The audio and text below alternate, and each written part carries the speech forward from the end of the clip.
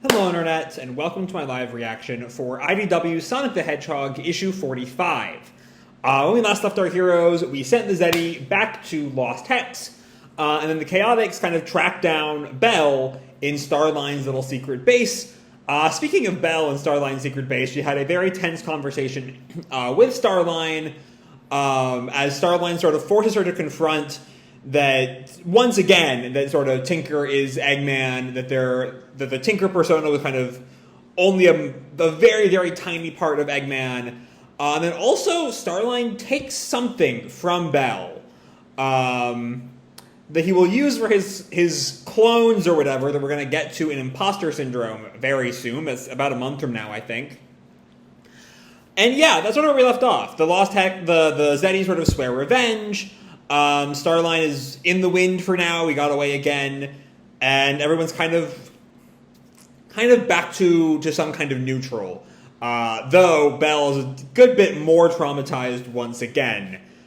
Anyway, let's dive right on into issue 45. Our cover here is I think it's all the girls on a camping trip is what this arc is supposed to be, from what I've heard. Tangle is just on the roof, feeling the wind in her fur. Belle is up looking after her. Jewel is trying to drive while Amy navigates. And then, yeah, we have our kind of previously on of Amy admitting that she is no longer leading the restoration.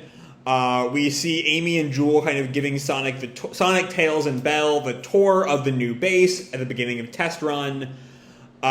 We see Tangle admitting that she kind of joined the restoration when Jewel took over to support her. And then we see sort of Belle learning that she's a badnik back in Test Run, and then her coming clean about Mr. Tinker to the crew at the end of Test Run. Our who's who is Sonic, Tails, Belle, Jewel, Amy, and Tangle, which fits the kind of quartet we see on the cover, as well as Sonic and Tails. But we open at Tails' place, with his house is just shaped like his head, which is so weird. And Amy's outside in her little pink car, and I'm assuming Tails calls in, "Hey Amy, where do you want this stuff?" Oh no, it's Sonic and Tails together. Sonic is carrying all of this gear. I guess it's camping gear. You can see some sleeping bags, a lamp, and Amy looks at it shocked. Gosh, that's a lot more than in the trunk is fine. And then Amy turns to Tails. Thanks for letting me borrow your camping gear, Tails. You're a lifesaver. If there's anything I can do to return the favor, and Tails just is super excited there. There most definitely is. I need detailed reviews of the equipment. There's no way I can improve my prototypes without feedback. And Amy is a little nervous there, realizing this is not tested equipment. Prototypes? And Sonic teases, "Gee, Amy, I thought you were a hedgehog, not a guinea pig." Hold on, I'm gonna go way more into this than that line is actually asking for.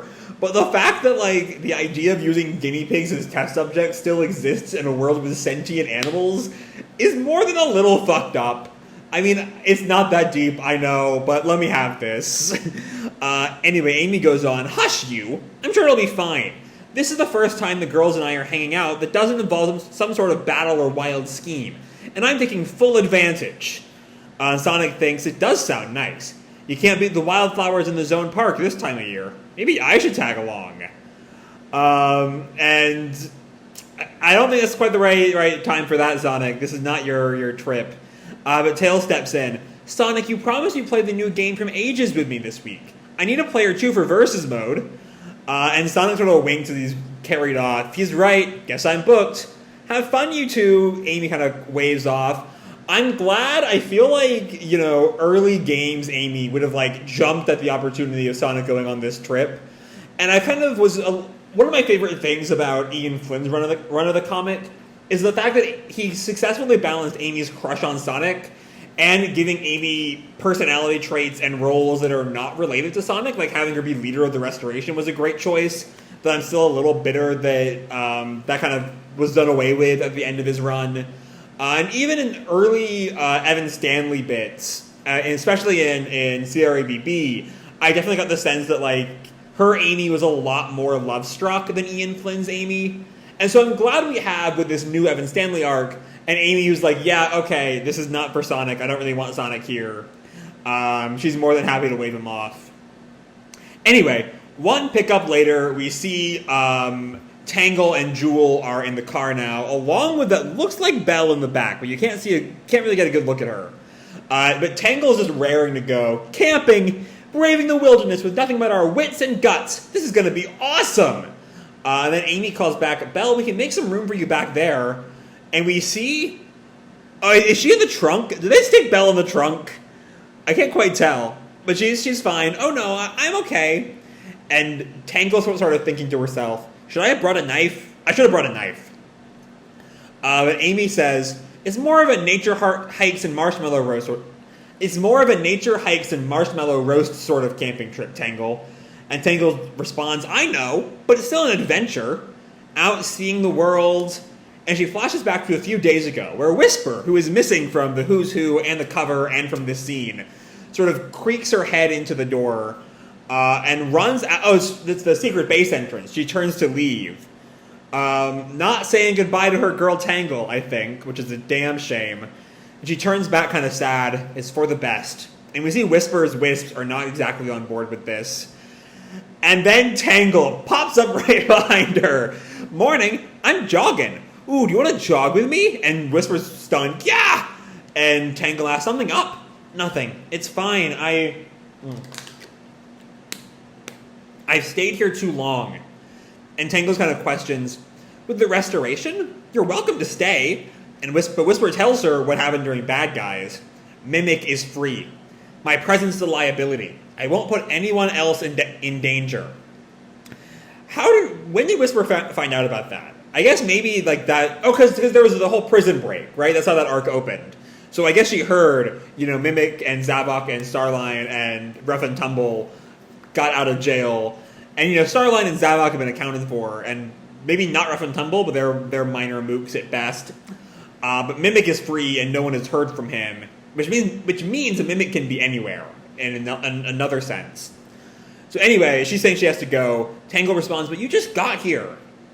And Whisper puts her mask back on and says, "Your place is with the restoration. Mine isn't." And then, as the flashback ends, Tangle sort of watches Whisper go, and then in the present we hear Tangle, and Tangle's just sort of sitting there sullenly. You got quiet all of a sudden. Sorry, just zoned out, thinking about restoration stuff. And Jewel thinks, I know the feeling. It's hard to tear yourself away from such important work. And we have this quick little flashback of Tangle literally dragging Belle away from her paperwork.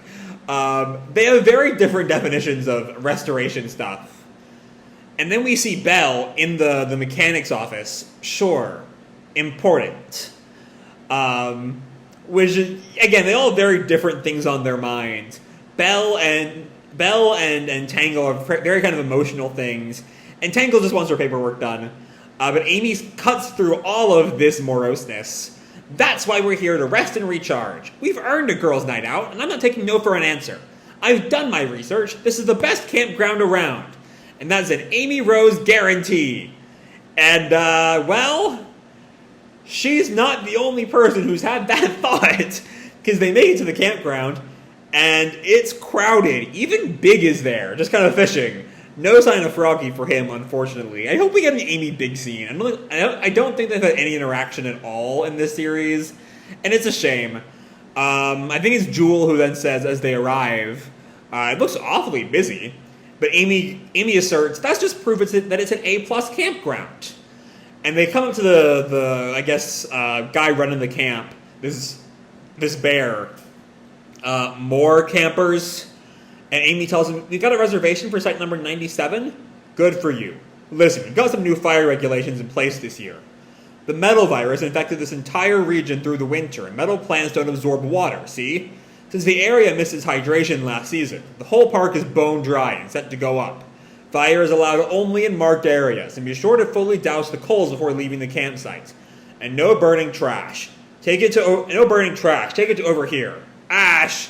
And we see it has this, flame chow that he gives the map to as it burns up. It's a kind of a prank. The flame chow is not... I thought that the flame chow was kind of hired to burn things. But he's really mad at Ash's arrival. I told you, if you came to work with me, no fire. And I guess like his son and his little buddy. Actually, that might be a wisp. Though I don't think there were there flame wisps, because it doesn't quite look like a chow in any way. Not even one of the like the bastardized chows you could get by like breeding in Sonic Adventure 2 or anything. Or was it breeding, or was it like how you raise them? I forgot the details. Anyway, more interesting note, I love this little bit here about the sort of ramifications of the metal virus. That like I had in no way thought about. That because they're metal, they're not really absorbing water, and so everything, when the plants were unmetallized, they're super dry, which is very bad.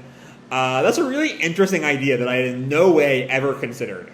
But anyway, the boss man chases after his son, leaving Amy and the gang to set up their campsite.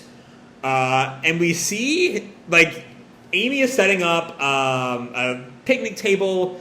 Belle and not Belle, Jewel and Tangle are setting up the tent. And Jewel is looking at the instructions. Half of this is geometry equations. Who wrote this? And Tangle's getting kind of frustrated too. She just sort of sighs.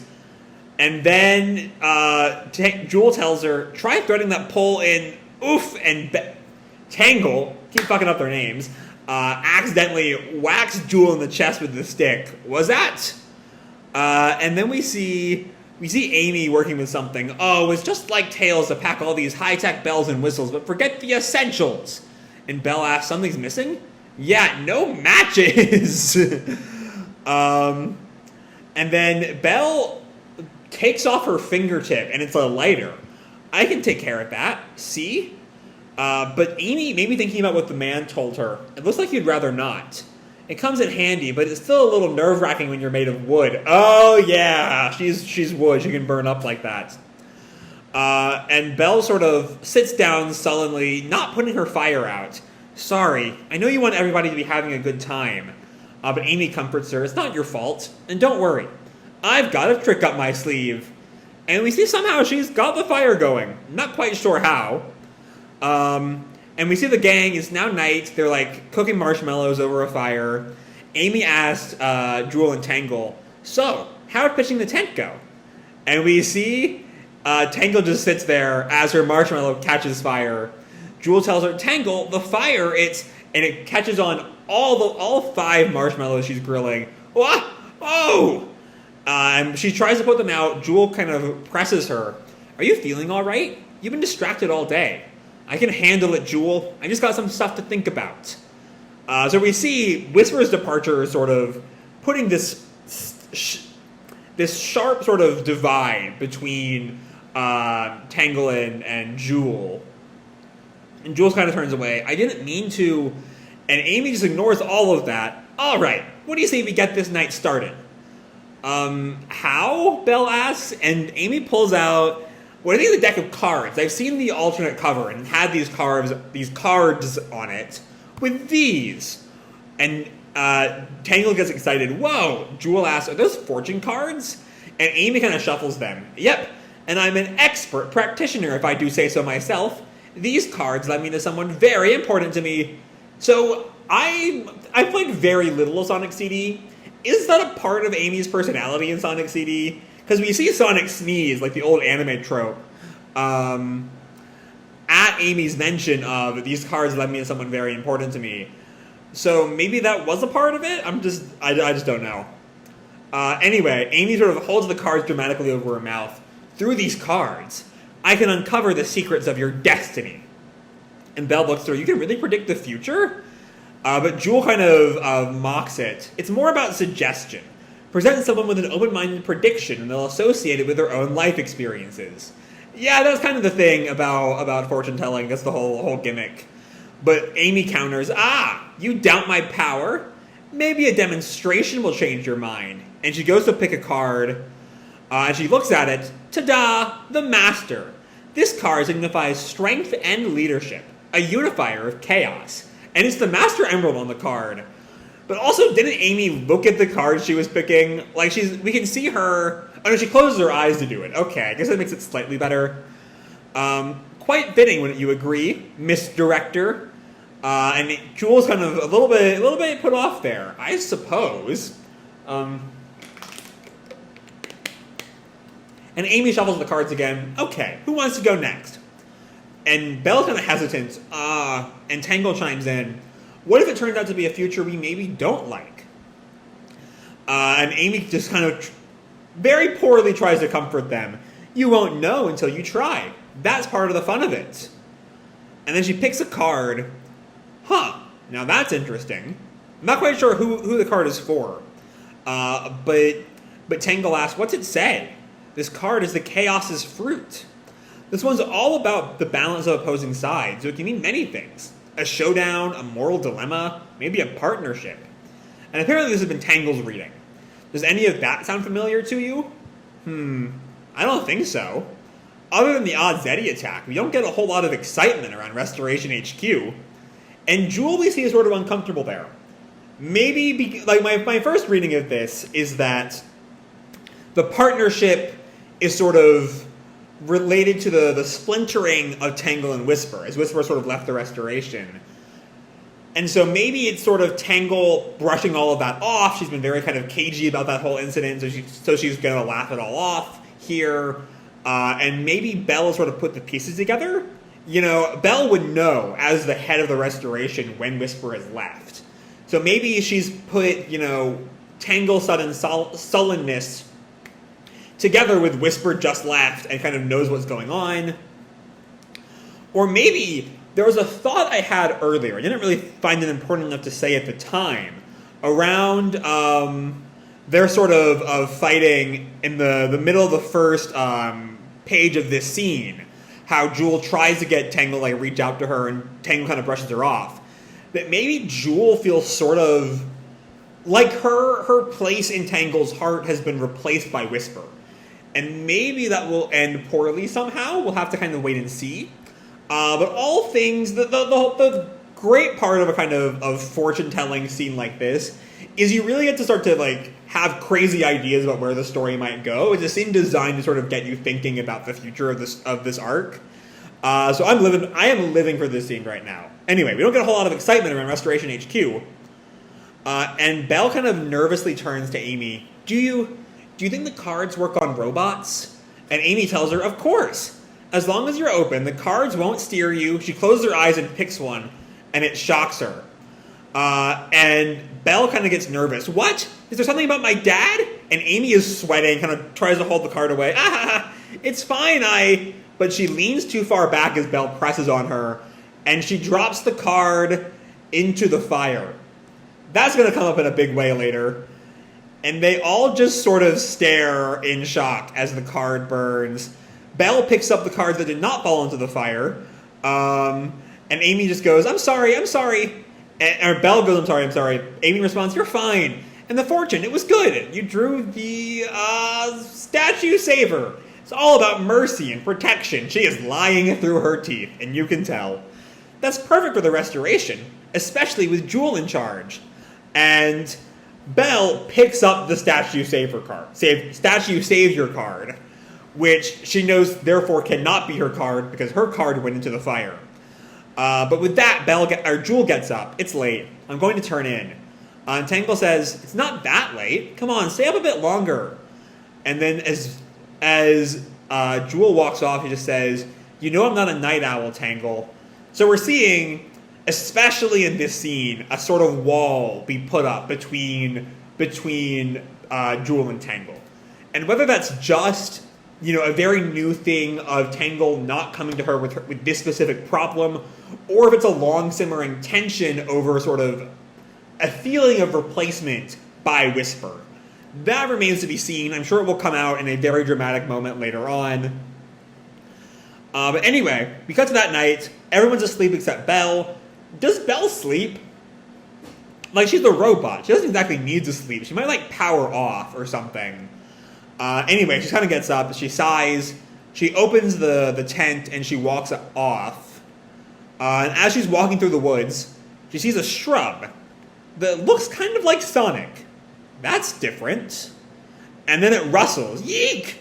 And she opens all of her fingers. Come on, flashlight. She wants to find a flashlight tool. Instead, she opens up the little lighter. Sawdust. And so she goes to investigate. Please, please, please be nice. And out of the bush comes one of those little ladybug badniks on the attack. Yeah! Oh, wait, but she's got the lighter open. She's knocked unconscious by or she's hit by the ladybug. She hits the back of her head on a rock, and she falls over, seemingly turned off or unconscious with that fire going. And think back to the frickin' bear scene earlier. That's some foreshadowing. And we see Amy wake up. Jeez, that smell. Who starts a bonfire at 5 a.m.? And yeah, it's no bonfire. But Belle at the heart of a fire is a bad idea. Like, she is made of wood. But she looks over, she sees it. Oh. Get up, quick! She turns to the others. Tangle gets out of bed, puts on her shoes. What's happening? And we see Jewel kind of groggily open up her little eye mask. Is that smoke? And then the three of them all look out. Oh, man. And Jewel says, if a fire comes through here, there'll be nothing left. But we get to see some of Jewel as a leader here. You know, especially going back to her card. Her card actually was a good thing. It signifies strength and leadership, a unifier of chaos, which a situation of hundreds of campers in the middle of a forest fire is a good opportunity for leadership, especially as the next panel after Jewel's line there is two cars hitting each other as they try to evacuate. Amy tells them, and it's going to get a lot worse if people start to panic. We can't let that happen. I really hope this does turn into a good like, not only Belle leadership, I hope it gets an Amy leadership too, because I loved Amy as the restoration leader, and I wish we got more of that. So maybe we will. But anyway, Tangle looks around. Hey, where's Belle? And then we see the boss calling out, Ash, answer me! And then I think that's Belle, maybe? She wasn't behind you?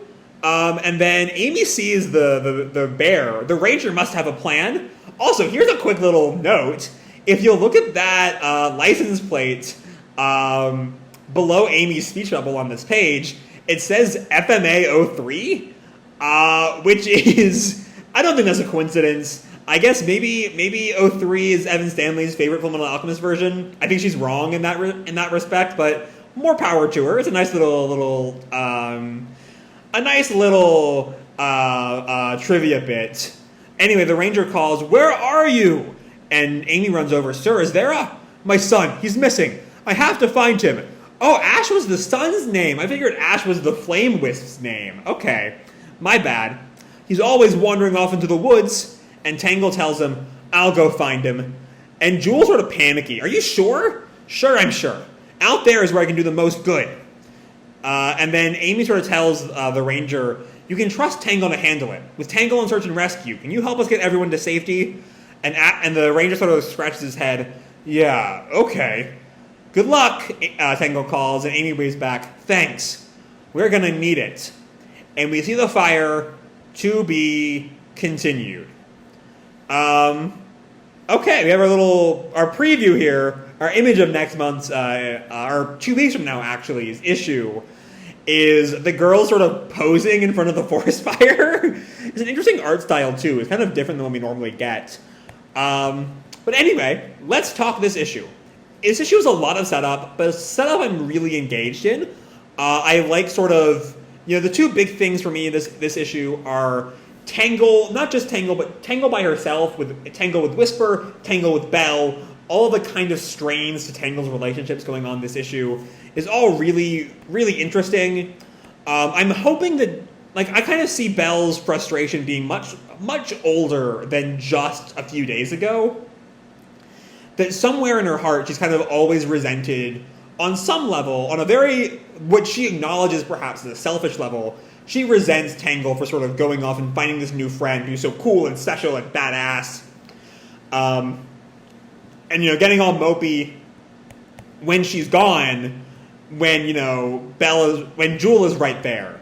If I've been saying Belle for the past minute instead of Jewel, if so, my bad. So yeah, that's really nice, and I like the ways that Amy's scene kind of foreshadows that. And I'm sure, speaking of the fortune-telling scene, we're going to get more details on that given the way Belle's card is set up, I am certain we're going to get more details on that. The way that Amy panics, the way she clearly lies, Belle realizes that she lies. It's definitely going to end badly. I'm very curious as to how that all is going to play out. And then on a more insular to this issue note, I love the foreshadowing. You know, the way the Ranger tells us, you know, this sort of unexpected consequence of the metal virus. This whole, you know, the lack of water, the lack of hydration, is all kind of turned the forest into a bunch of kindling, basically. And as Belle got kind of knocked out by that badnik, yeah, it was a tragedy waiting to happen. My big question is, what's the badnik doing here? That's going to be my last question, is what is the badnik doing? Is just a random attack? Was this all random? I don't think whoever's controlling it, whether it's Eggman or I think Starline still has some control over some badniks, if I'm not mistaken, or if it's just Eggman, I don't think the forest fire and Belle was his plan. That's like way too many coincidences for it to really make any sense. But that's how it all turned out. The forest is on fire. Tangle is going to go try to save both Ash and Belle when she presumably finds her. While Jewel will get to show off the qualities represented by that fortune card that Amy drew for her. And yeah, it's a big cliffhanger. I'm glad it's only two weeks away. This issue is very good setup. I'm very excited for what's to come. It seems to be, I commented on Test Run. The Test Run was really, really good in the emotional side of things, especially with Belle's whole character arc in that arc. But its plot was just so out there, it kind of lost track of that sometimes. And it looks like this arc is keeping the the skill with which Stanley writes emotions, but kind of getting rid of the borderline nonsensical plot that was Test Run. So I'm very excited for this. I think it's going to be very good as we lead into our big 50th issue. This is supposedly the first part of the road to 50 that will be these 5 issues of Trial by Fire and the Imposter Syndrome miniseries starting next month. But yeah, with all that, a lot of good shit here. I can't wait to see how all this plays out. And so I'm going to leave this video off here. Hope you all enjoyed the chapter and the video itself. If you did, feel free to drop me a like or subscribe. You know, do whatever makes you happy, you know? And remember, your life is your own, okay? Bye!